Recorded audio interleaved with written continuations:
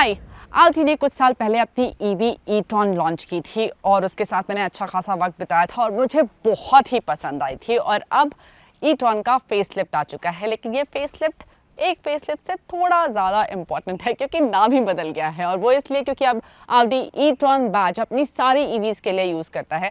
तो अब e-tron का क्या नाम बनता है? Q8 e-tron। वो दो बॉडी स्टाइल्स में आ रही है, एक है SUV और दूसरी है स्पोर्टबैक। दोनों को चलाएंगे, क्या डिफरेंसेस हैं, फेसलिफ्ट में क्या क्या चेंजेस हैं और इन दोनों के आपस में क्या क्या डिफरेंसेस हैं, सब कुछ बताएंगे आपको। अंत तक बने रहिएगा वीडियो में और साथ ही व्हाट कार इंडिया को सब्सक्राइब करना मत भूलिएगा।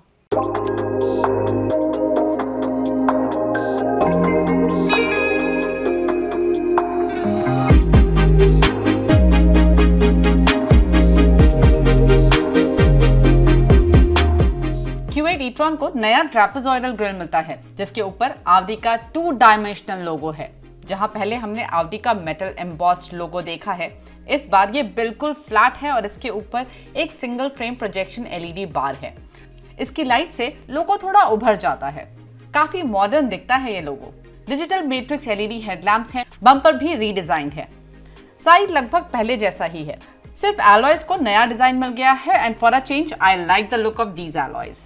और थोड़ा कूल कोशेंट और बढ़ाने के लिए इसमें सेल्फ लेवलिंग लोगो भी चुना जा सकता है। रियर लगभग पहले जैसा ही है, नीचे डिफ्यूजर अब बड़ा है और e-tron का बैज अब बम्पर पर ग्लॉसी ब्लैक में दिया गया है। इसके अलावा जो बड़ा चेंज है वो है बैटरी में। Q8 e-tron दो वेरिएंट्स में आएगी, 50-55। हमारे पास 55 है और जो 50 वाली e-tron है Q8 e-tron, उसमें आपको 95 किलोवाट आवर की बैटरी मिलेगी और 55 में मिलेगी 114 किलोवाट आवर की बैटरी। 95 किलोवाट आवर की बैटरी पहले आपको e-tron 55 में मिलती थी। पावर आपको 408 HP की मिल रही है, टॉर्क 664 Nm का है। रेंज भी बढ़ जाती है, पहले 411 और 448 किलोमीटर्स की रेंज मिलती थी, अब आपको 600 किलोमीटर्स की रेंज मिलती है। इंटीरियर्स में क्या चेंजेस हैं वो भी आपको बताती हूँ। पहले बताती हूँ आपको रियर सीट के बारे में।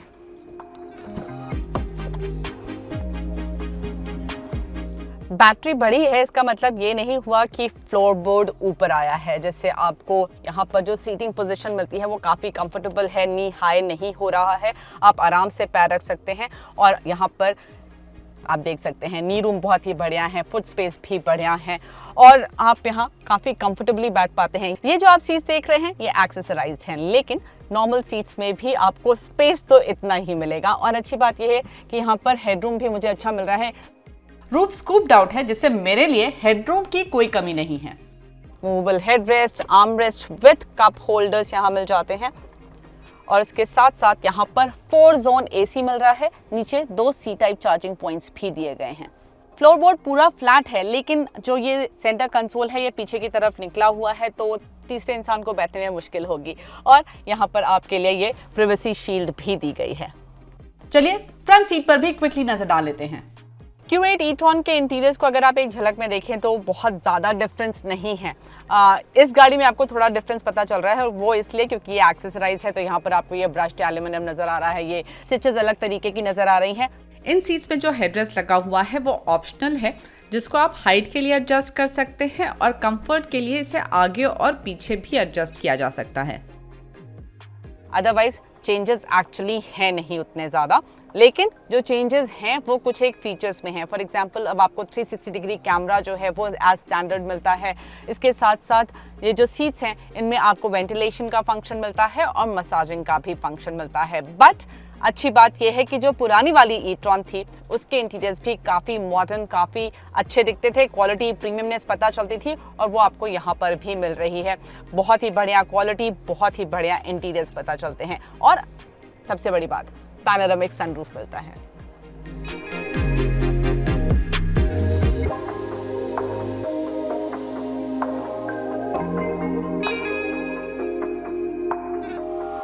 अब टाइम है इसको ड्राइव करने का।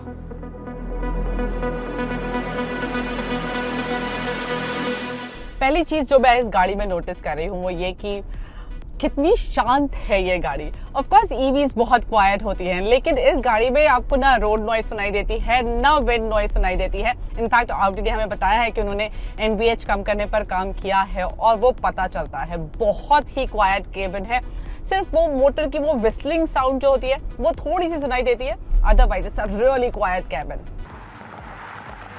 एक और चीज जो आप नोटिस करेंगे वो है इसका स्टीयरिंग।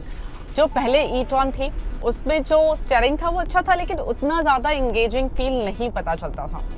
इसका जो स्टीयरिंग है वो काफी इंगेजिंग पता चल रहा है। स्लोअर स्पीड्स पर थोड़ा सॉफ्ट था, अभी जब हमने स्पीड पकड़ ली है तो इसमें आपको काफी ज्यादा वेट पता चलता है, फीडबैक पता चलता है स्टीयरिंग से, और बहुत ही प्रिसाइज है ये स्टीयरिंग। तो इस गाड़ी में आपको ड्राइविंग असिस्टेंट सिस्टम्स भी मिलते हैं, तो अगर आपने इंडिकेटर नहीं दिया है और लेन चेंज कर रहे हैं तो वापस लेन में लाने की कोशिश करेगी ये।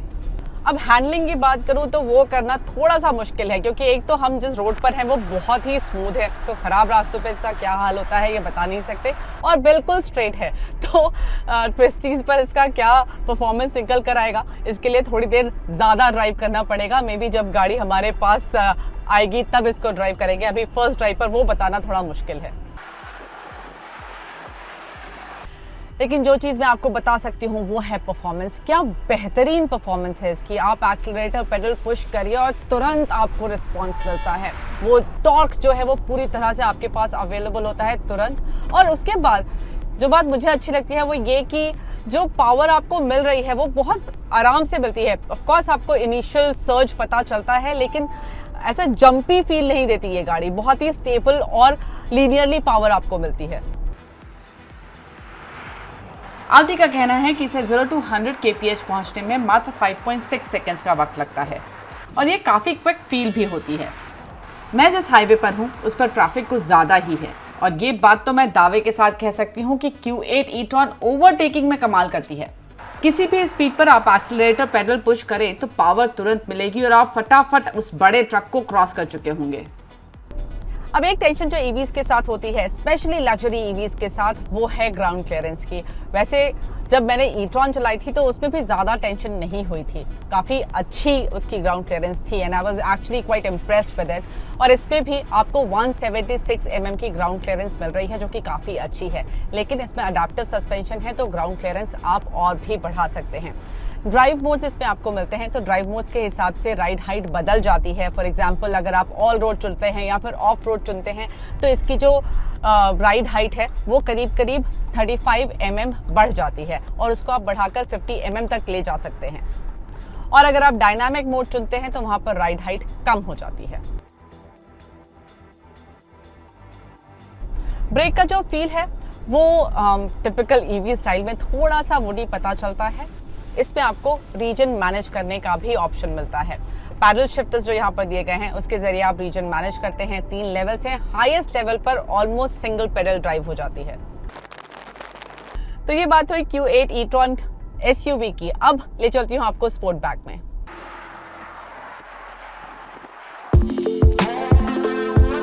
ये है Audi Q8 e-tron Sportback.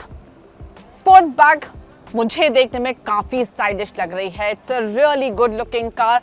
Roof पीछे की तरफ स्लोप होता है जैसा कि हमने स्पोर्ट्सबैक में देखा है, और मुझे ये लगता है कि इस डिज़ाइन की वजह से ये गाड़ी थोड़ी ज़्यादा बड़ी लगती है, लेकिन इसका नुकसान जो होता है वो अंदर हेडरूम में होता है। ओके, तो ये काफ़ी बड़ी गाड़ी है तो मेरे लिए हेडरूम कम तो नहीं है, लेकिन कंपैरेटिवली कम हो गया है। वहाँ जहाँ पर अच्छी खासी जगह थी यहाँ पर करीब 3 से 4 इंच की जगह होगी। काफ़ी फ़र्क पड़ गया है हेडरूम में, but the good thing is कि उस कमी के बावजूद आप यहाँ कंफर्टेबली बैठ पाएंगे, अच्छी जगह यहाँ पर मिल जाएगी। हाँ, लेकिन थोड़ा सा रिस्ट्रिक्टिव ये पता चल रहा है अगर विजुअली बात करूँ, डिस्पाइट द फैक्ट कि यहाँ पर आपको पैनोरामिक सनरूफ मिलता है और विंडो एरिया भी बड़ा है। ये जो स्पोर्ट पैक है उसपे ब्लैक पैक लगा है, और ये रेड और ब्लैक का कॉन्ट्रास्ट इसके स्पोर्टी लुक को और भी बढ़ा देता है। लेकिन स्पोर्ट बैग के चक्कर में बूट भी SUV Q8 e-tron से 30 लीटर कम हो गया है। लेकिन हमने सामान रखकर देखा और प्रैक्टिकली ज्यादा अंतर पता नहीं चला, और ड्राइव के मामले में भी दोनों बहुत सिमिलर हैं।